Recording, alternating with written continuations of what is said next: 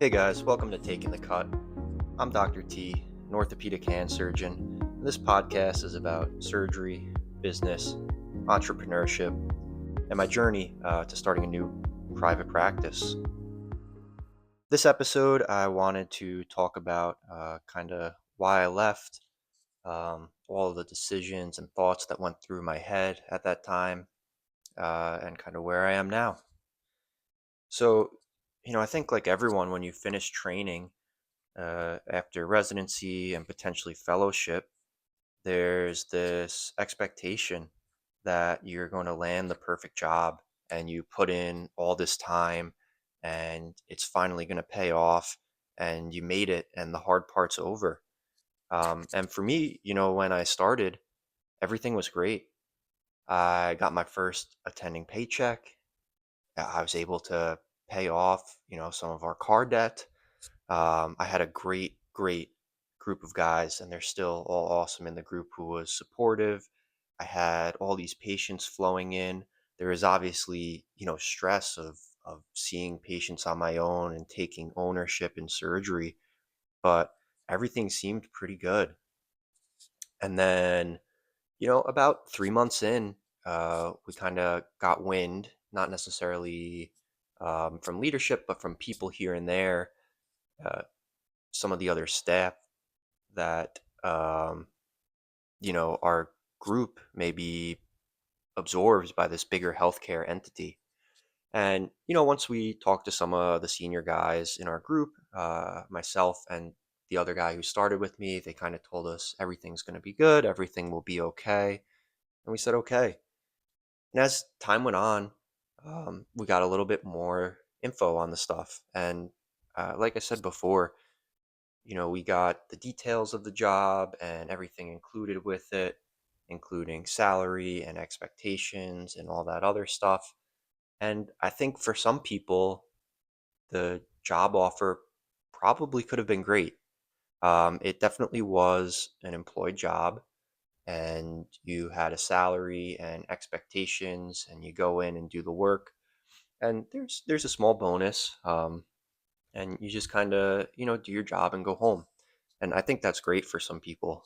But for me, and what I always wanted was to, kind of have this private practice type gig where I go in and I do a great job and I really help people and I can, do what I want and the surgeries I want and refer them where I want. And I'm not so constrained. And, the more I do and the better job I do, the more everyone benefits. And that's how my initial job before the merger kind of was. But after the merger, it was a little bit more employed. And like I said, no knock on it. I think it's great. It just didn't really make sense with me or jive with me. And then one day in clinic, my senior hand partner kind of, approached me and said, "What do you think about this?" And I told him, I said, "Yeah, it's pretty good, I guess." And I think he could kind of sense, he also wanted something a little bit bigger, something like the old group was. And he was like, "Well, what do you think about us opening our own practice?" And at that time, I said, "Yeah." I just kind of yesed him. I didn't want to close any doors. But then I remember I went home and I was like, "That's a crazy idea, just starting from scratch." But, he started doing some work on it, and then, a few months later, he was like, "So you're still in on this?" And I said, "Yeah," again, not really 100% invested in it, but still kinda keeping my options open. And the more I looked at it, the more I wanted to do it, that private job, but there were so many uncertainties, and it's really hard to turn down a very, very good offer with stable income and great benefits to become sort of like an entrepreneur with no guarantee at anything. I think everyone in medicine can agree with me. We like known things. We like answers to things and, kind of this is what it is. The unknown's a little scary. So, we kept going on with practice, and then finally one day he was like, "Listen, I need to know, are you with me or not? I'll send you some info on the job and sort of like a contract type thing and an agreement. And if you want to, you can sign it. And if not, you can go with the other people." And I still remember I had mentioned this a few times to my wife, and we were going on a plane to go across the country. And I just remember I told her, "I think I'm going to do it." And she was so supportive. She was like, "Yeah, you should do it. You are working really hard and you come home every day and you seem a little burnt out." And I was. It just seemed like in the future, with this potential new job, I could continue working really hard, but there wasn't necessarily a reward for it. And for people not in healthcare, that can sound ridiculous. I love helping patients and I want to help patients, but I also want to feel like I'm being rewarded for the work I do because we put in a lot of time, and I constantly at home am thinking about people and worrying about people.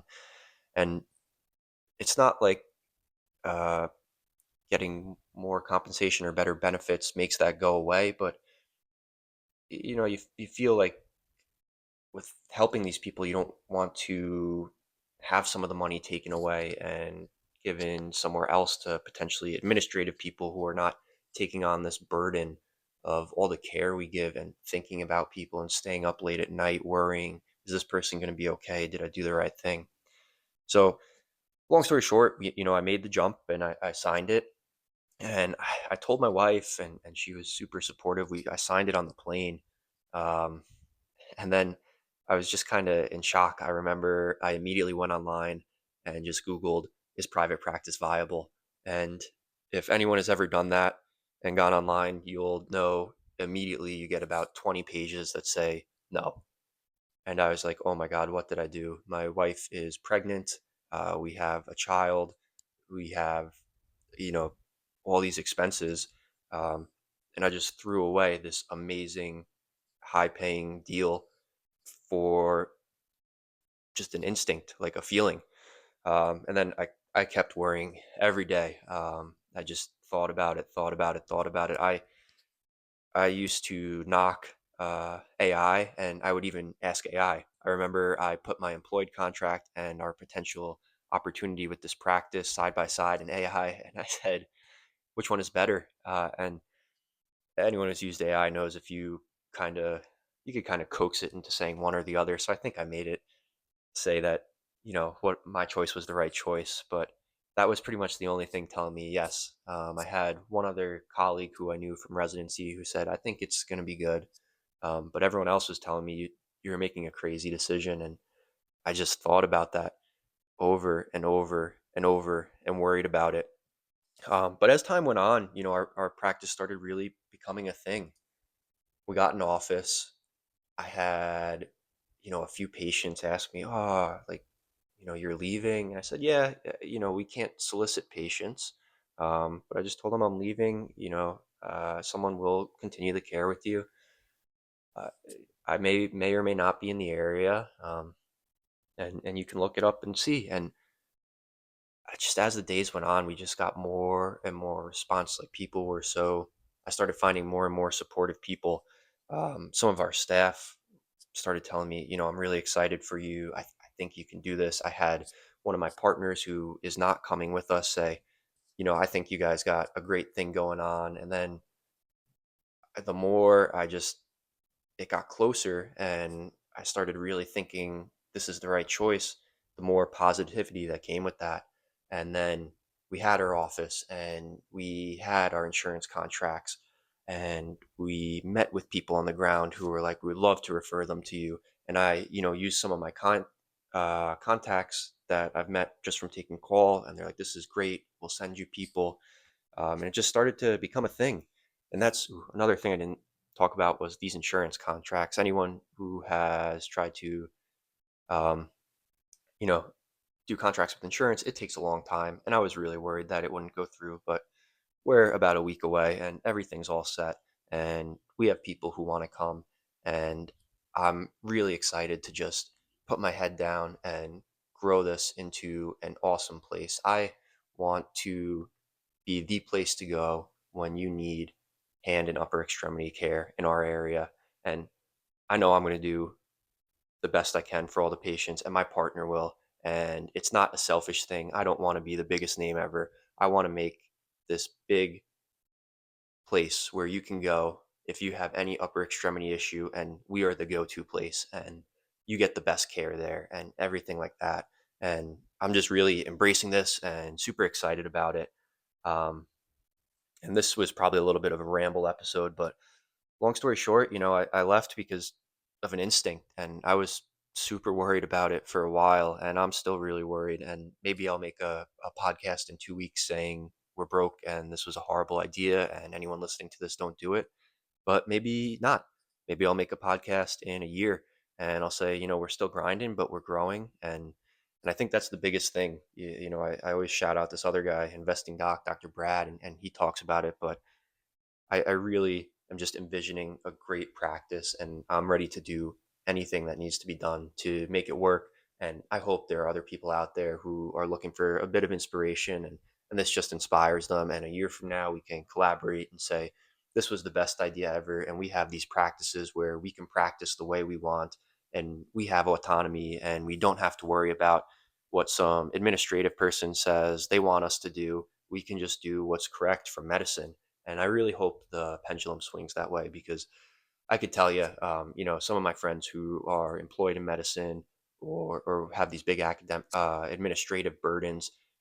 Sometimes you want to do something for the patient and you just get told by someone who has no medical degree or clinical training that you can't. And that's the worst feeling in the world.